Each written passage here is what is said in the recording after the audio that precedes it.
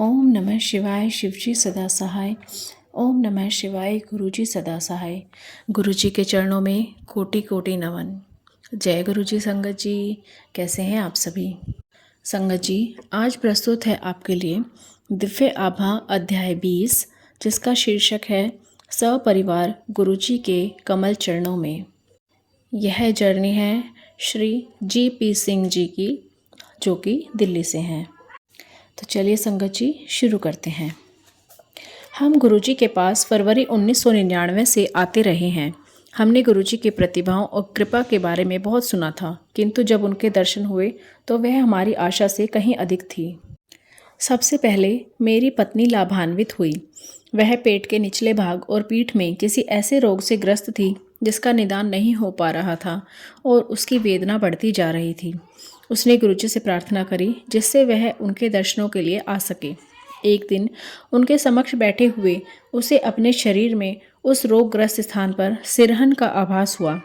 उस दिन के उपरांत अब तक उसे कोई भी पीड़ा नहीं हुई है। मेरे बच्चों को भी गुरु कृपा का सौभाग्य मिला है। मेरी बेटी पढ़ाई में अच्छी नहीं थी और 10वीं कक्षा में वह द्वितीय श्रेणी में उत्तीर्ण हुई, पर 12वीं कक्षा में गुरुजी उनके साथ थे और उसे उसमें उत्तम अंक प्राप्त हुए। इंद्रप्रस्थ महाविद्यालय में कानून के 5 वर्षीय पाठ्यक्रम की प्रवेश परीक्षा में भी उसे अति उच्च स्थान प्राप्त हुआ। अध्ययन के अंतिम वर्ष में उसने अपना प्रशिक्षण एक अति विशिष्ट कानून संस्था के साथ किया और अब वह अति उत्तम स्थान पर कार्यरत है। मेरे पुत्र की समस्या भिन्न प्रकार की थी। वह उग्र स्वभाव का था और किसी का कहना नहीं मानता था। उसका अध्ययन में भी मन नहीं लगता था और हम सब उसके बारे में चिंतित रहते थे। गुरुजी ने उसे एक अभिमंत्रित चांदी का कड़ा पहनने को कहा। शीघ्र ही उसमें अभूतपूर्व परिवर्तन दिखाई दिया और वह ठीक से अध्ययन करने लगा। गुरुजी की दया से अब वह एक इलेक्ट्रॉनिक यांत्रिक है और एक प्रसिद्ध संस्था के साथ कार्यरत है। वह हम सबसे प्रेम करता है और गुरुजी का चित्र सदा अपने साथ रखता है। एक बार अपने मित्रों के साथ जाते हुए कार दुर्घटनाग्रस्त हो गई। कार तो बेकार हो गई, पर गुरु कृपा से कार में सब सवार सुरक्षित रहे। गुरुजी ने मेरी भी सहायता करी है। अक्टूबर 2003 में जब मैं सार्वजनिक निर्माण विभाग से सेवानिवृत्त होने को था तो मुझे मिलने वाले भत्तों में अड़चन उत्पन्न हो गई। मेरे विरुद्ध झूठे आरोप लगा दिए गए, किंतु गुरुजी की कृपा से सब समस्याएं दूर हो गई और आरोप भी वापस ले लिए गए। अब मैं दिल्ली में एक अंतर्राष्ट्रीय संस्था के साथ कार्यरत हूँ। गुरुजी की दया की कोई सीमा नहीं है, केवल पूर्ण आस्था होनी चाहिए। जय गुरुजी। गुरु नानक जी के दर्शन। एक बार गुरुजी एक विवाह समारोह में चंडीगढ़ गए थे और हम उनके साथ थे।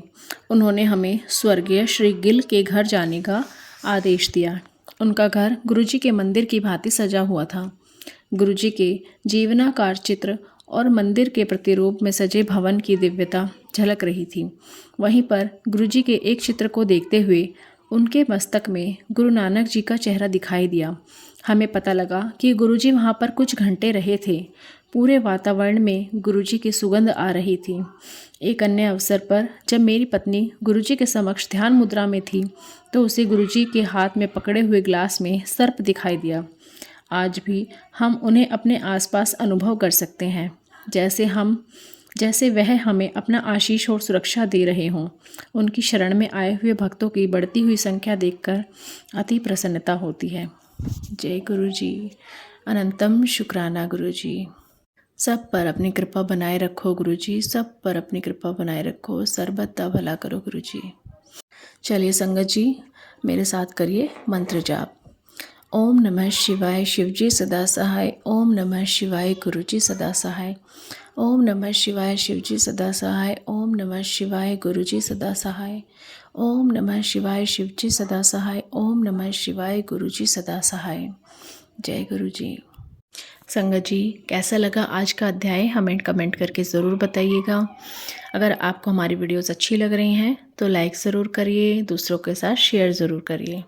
संगत जी, दिव्य आभा के माध्यम से बहुत से लोगों को अपनी समस्याओं के उत्तर ज़रूर मिलते हैं। अगर आपको भी कोई कनेक्शन इससे फील होता है, आपको कोई उत्तर मिलता है, तो आप हमें ज़रूर बताइएगा। इससे बाकी संगत को भी काफ़ी सहायता मिलती है। गुरुजी अपनी कृपा का हाथ सब पर बनाए रखें। इसी आशा के साथ आज के अध्याय की समाप्ति करते हैं। जय गुरुजी संगत जी। अनंतम शुक्राना गुरुजी। जय गुरुजी।